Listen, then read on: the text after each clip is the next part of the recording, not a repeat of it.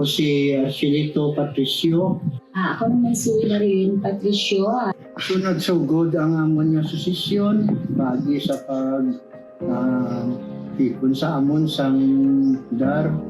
May ara kami nga 38 ka membro, nagapangabuhi kami sa amon duta. Kung ikumparar mo sa sang amon sadto, sang wala pa na ya namon maangkon ang duta pagi sa programa sa gobyerno sa reforma sa duta mabudlay gidya o kung may aral gidya pinisahi kaysa subong kami ang naga ubra kag kami man niya ang naga-income sang duta nga pagi sa dar.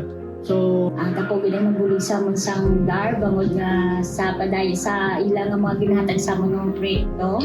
Nakapa-eskwela, makapatapos kami sa amon mga kabataan.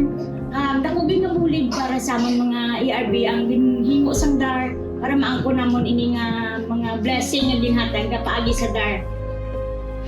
Dar sa dar mo bisan pa sa tanan niya naging kabahin sa dar. Nagpasalamat din kami bangod nga wala gid sila nagapabaya sa amon kag padayon sila nga nagasuporta sa amon sa tion nga nagakinhang nga kami sa ilang makabulig padayon ang dar nagahatag sa amon sa ilang serbisyo.